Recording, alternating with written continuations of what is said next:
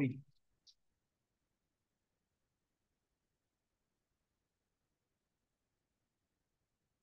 Kamusta mga kaibigan?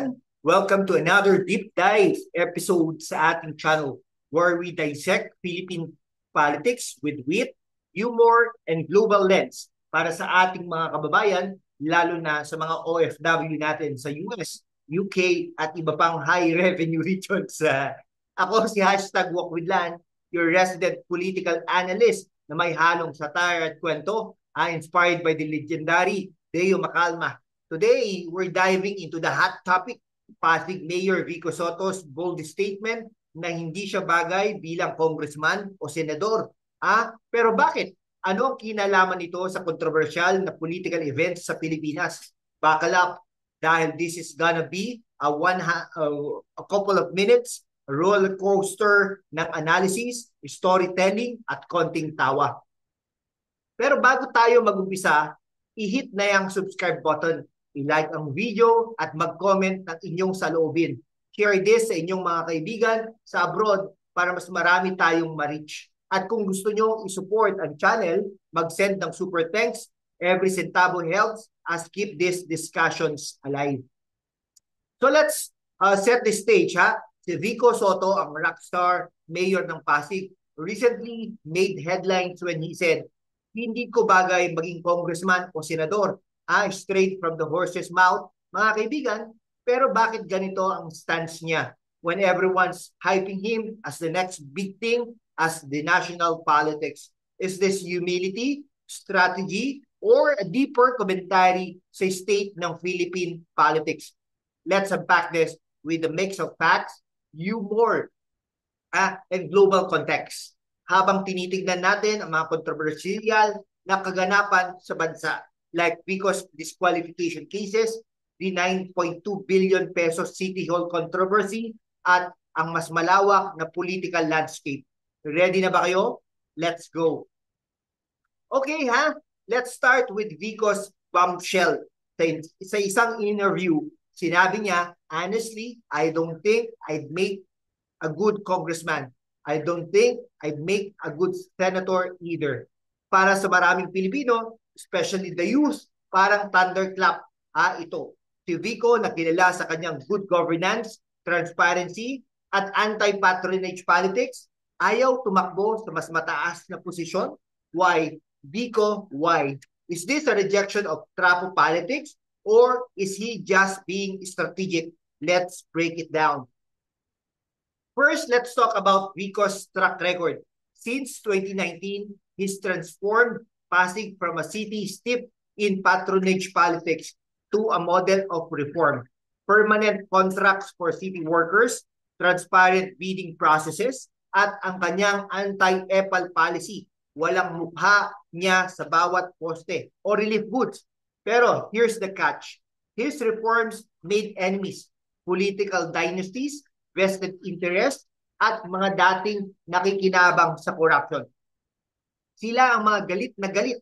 Kaya naman may mga disqualification cases na inihain laban sa kanya. Like the one from Curly Diskaya, husband ng kanyang rival na si Sara Diskaya. Isang araw sa Pasig, habang naglalakad si Vico sa barangay Pinagbuhatan, may isang tindera na sumigaw, "Mayor, ikaw na nga ba ang presidente? Presidente?" Pero instead of smiling and waving, Vico just chuckled and said, "Tita, masaya na ako sa Pasig." That's classic Vico. Humble, grounded, pero may point. He's not a chasing clout or power. Pero bakit nga kaya ayaw niyang tumakbo sa Congress o Senate? Is it because he knows the national stage is a different beast? Let's look at the global context. Sa ibang bansa like in Scandinavia or New Zealand, local leaders often stay local because they believe real change happens at the grassroots. Si Jacinda Ardern, halimbawa, started as a local advocate before going global, but she never lost her focus on community impact. Vico seems to follow this mold. His reforms are hyper-local, like the Pag-asa Scholarship Program or the new Pasig City Hall project.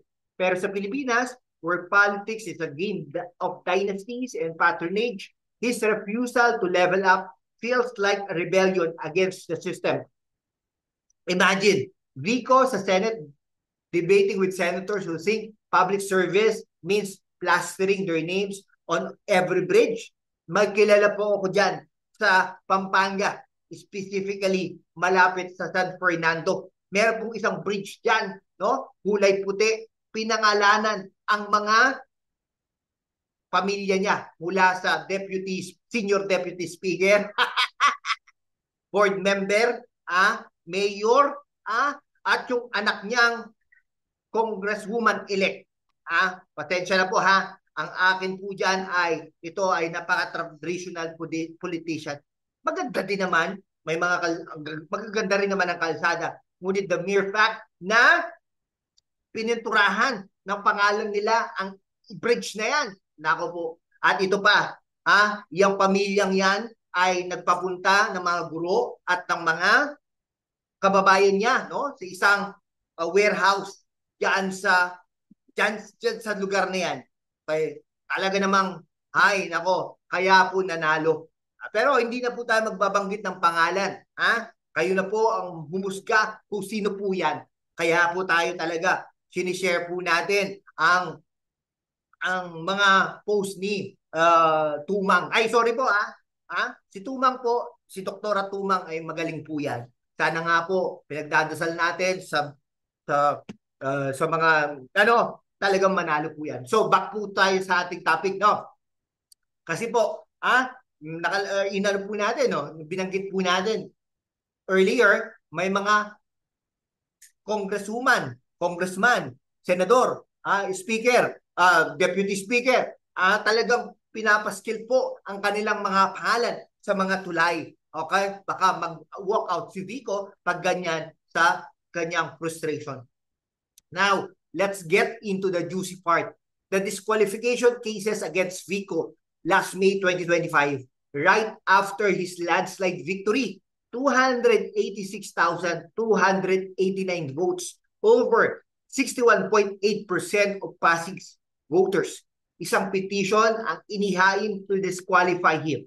Ang dahilan, alleged vote buying dahil sa 7,500 pesos school allowance na ipinamigay noong May 7, 2025 within the election period's prohibition on public fund releases. Ang complainant, si Vic Baral, dating empleyado ng Pasig City Hall, pero here's the kicker. Vico said he hasn't even received the complaint officially. So let's analyze both sides. Ganito naman tayo dito sa hashtag #WalkWithLand.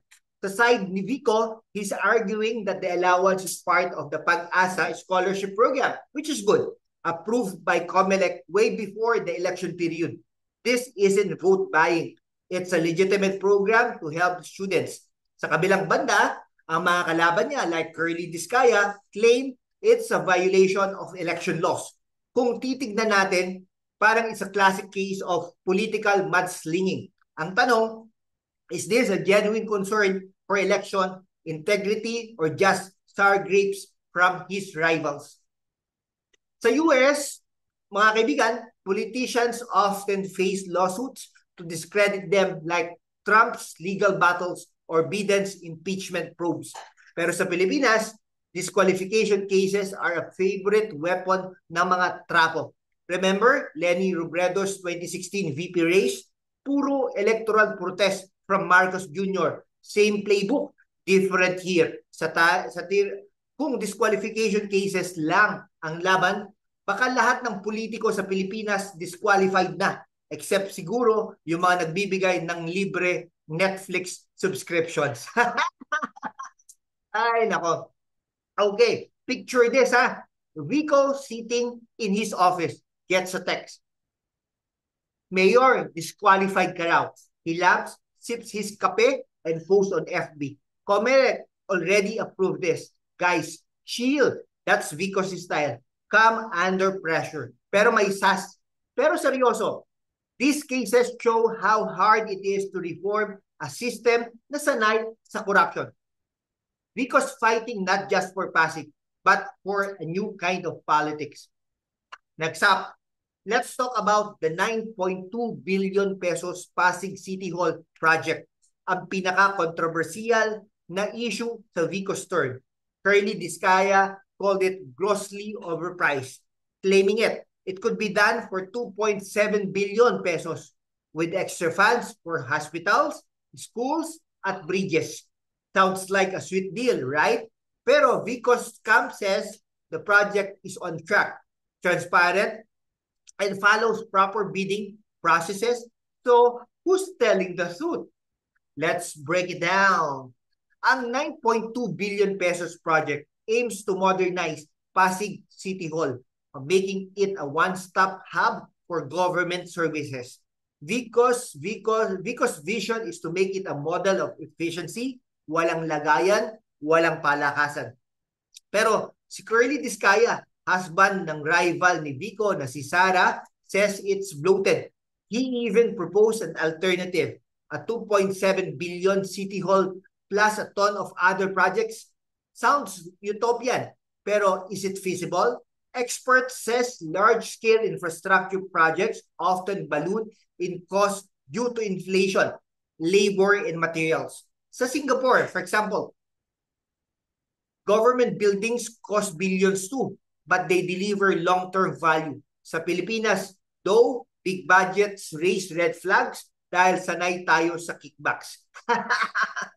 Okay, imagine Curly Discaya's plan, 2.7 billion pesos City Hall, hospitals, schools, bridges, at libre pa yung kape sa City Hall, canteen. Parang Black Friday sale na infrastructure. Pero realistically, can you build all that in 3 years without cutting concerns? Baka naman yung bridge gawa sa popsicle sticks. Sa Germany, the Berlin-Brandenburg Airport took 14 years and 7 billion euros due to cost overruns and mismanagement. Vico's 9.2 billion pesos project, by contrast, is on schedule with no reported delays. Pero the optics aren't great. 9.2 billion pesos is a huge number for a country where 2.1% of Pasig population lives below the poverty line. Vico needs to communicate better why this project is worth it, or else his rivals will keep painting him as a wasteful. Now, let's zoom out. Vico's refusal to run for higher office and these controversies aren't just about him. They're about the Philippine political system. Sa isang banda, Vico represents hope for the youth, data-driven governance, and anti-dynasty vibes at focus sa reforms.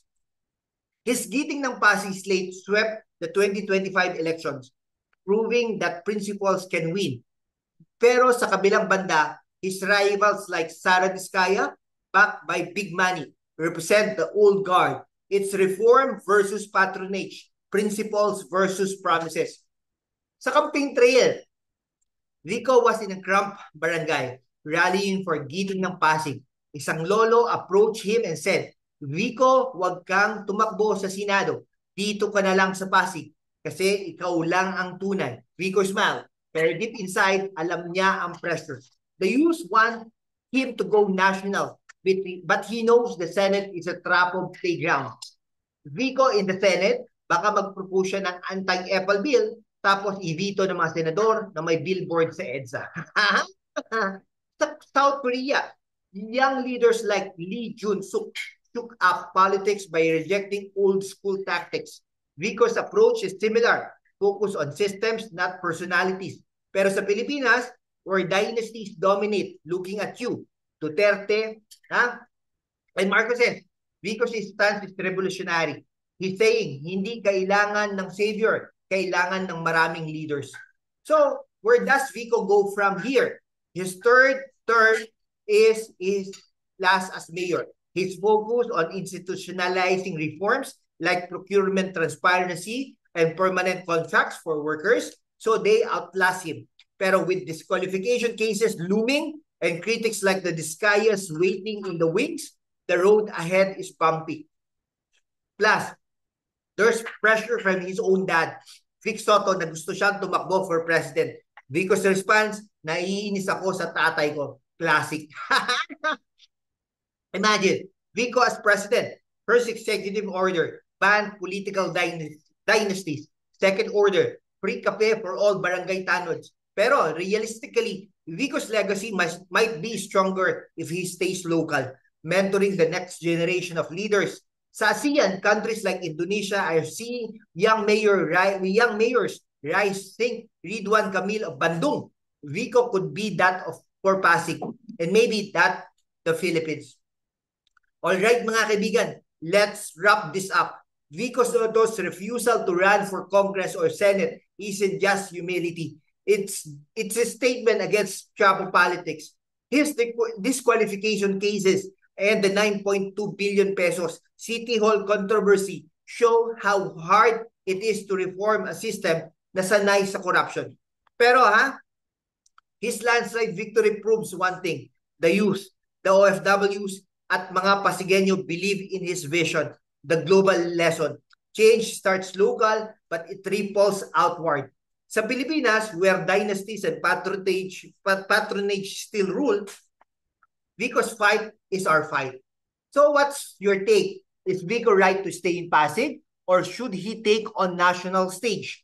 Drop your thoughts in the comment section, and don't forget, subscribe, like, at share this video sa inyong mga kaibigan sa US, UK at Middle East. Kung gusto nyong isupport ang channel, mag-send ng super thanks. It goes a long way. Salamat sa inyong oras, mga kaibigan. Stay informed, stay engaged, at magkita-kita ulit sa susunod na video. Maraming salamat po sa inyong lahat.